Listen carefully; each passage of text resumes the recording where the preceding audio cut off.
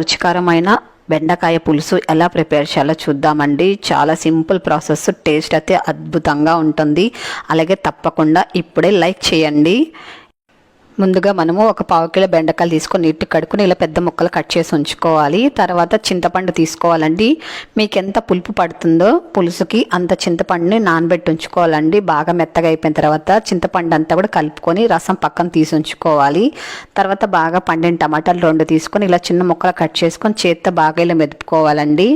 బాగా ఇలా గుజ్జుగా మెదిపేసుకోవాలి.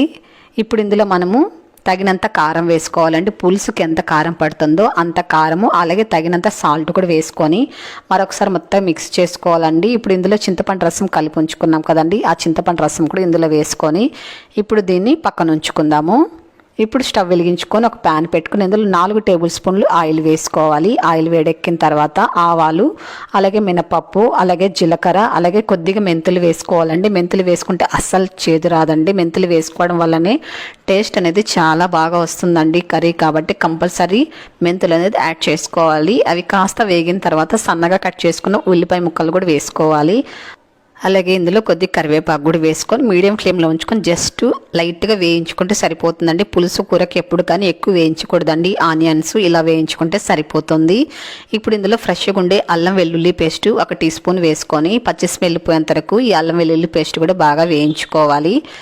మనకు ఎప్పుడైనా జ్వరం వచ్చినప్పుడు నోరు అస్సలు రుచి తెలియదు కదండి. ఒక్కొక్కసారి కూడా మనకి ఏదన్నా తింటే కూడా అస్సలు నోటికి బాగోదు కదా. అలాంటప్పుడు ఇలా పులుసు కూర చేసుకొని తినండి. చాలా అంటే చాలా బాగుంటుంది. నోటికి పుల్లగా కారం కారంగా చాలా బాగుంటుందండి. అల్లం వెల్లుల్లి పేస్ట్ వేగిన తర్వాత ఇందులో కట్ చేసుకున్న బెండకాయ ముక్కలు వేసుకొని ఒకసారి కలుపుకొని మూత పెట్టుకొని సిమ్లో ఉంచుకొని ఒక 3 నిమిషాల పాటు మగ్గించుకోవాలండి. ఆయిల్లోనే చక్కగా మగ్గించుకోవాలి బెండకాయలంతా కూడా. చూడండి, ఒక 60% వరకు ఇందులోనే కుక్ అయిపోతాయండి బెండకాయలు. ఇప్పుడు ఇందులో తగినంత పసుపు వేసుకోవాలి. ఒకసారి బాగా మిక్స్ చేసుకోవాలండి. పసుపు వేసిన తర్వాత సిమ్లోనే ఉంచుకోలేకపోతే మాడిపోతుంది. ఇలా కలుపుకున్న తర్వాత ఇప్పుడు మనము చింతపండు అలాగే టమాటా కారం అంతా వేసి మిక్స్ చేసి ఉంచాం కదండి, ఆ మిశ్రమాన్ని ఇందులో పోసుకొని తగినన్ని నీళ్లు పోసుకొని ఒకసారి కలుపుకోవాలి. సాల్ట్ ఒకవేళ సరిపోకపోతే కూడా చెక్ చేసుకొని ఇప్పుడు కూడా వేసుకోవచ్చండి. ఇదంతా కలుపుకున్న తర్వాత ఇప్పుడు దీనిపైన మూత పెట్టుకొని మీడియం ఫ్లేమ్లో ఉంచుకొని ఒక 3-4 నిమిషాల పాటు మగ్గించుకోవాలి. చూడండి, బాగా కాస్త ఇలా దగ్గరకు వస్తుంది కదా. ఇందులో మనము ఎండు కొబ్బరి పొడిని వేసుకోవాలండి. ఎండు కొబ్బరి మిక్సీ పట్టుకొని బాగా మెత్తని పౌడర్ లాగా చేసుకొని ఒక 2 టేబుల్ స్పూన్లు వేసుకోవాలి. అలాగే వేయించుకున్న ధనియాలు పొడి చేసుకొని వేయించుకున్న ధనియాలు పౌడర్ని ఇందులో వేసుకోవాలండి. చాలా టేస్టీగా ఉంటుందండి. వేయించిన ధనియాల పొడి వేసుకొని అలాగే ఎండు కొబ్బరి వేస్తే ఇదంతా ఒకసారి కలుపుకున్న తర్వాత సిమ్లో ఉంచుకొని ఒక 2 నిమిషాల పాటు ఉడికించుకుంటే సరిపోతుందండి. చివరిలో ఒక 2 నిమిషాల పాటు మనము పొడి వేసుకున్న తర్వాత ఉడికించుకుంటే సరిపోతుంది. ఇప్పుడు సన్నగా కట్ చేసుకున్న కొత్తిమీరని కూడా వేసుకొని ఒకసారి మిక్స్ చేసుకుంటే స్టవ్ ఆపేసుకుంటే సరిపోతుందండి. చాలా అంటే చాలా టేస్టీగా ఉంటుందండి.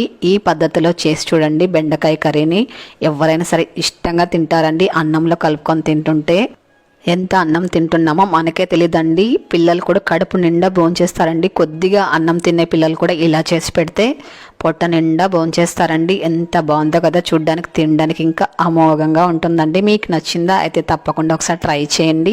ఎలాగొచ్చింది తప్పకుండా కామెంట్ చేయండి. మీ ఫ్రెండ్స్కి, మీ తెలిసిన వారందరికీ వీడియోని తప్పకుండా షేర్ చేయండి. ఇంత మంచి రెసిపీకి తప్పకుండా లైక్ చేయండి. అలాగే ఫస్ట్ టైం మన ఛానల్ చూస్తున్నారో తప్పకుండా ఇప్పుడే త్వరగా సబ్స్క్రైబ్ చేసుకోండి.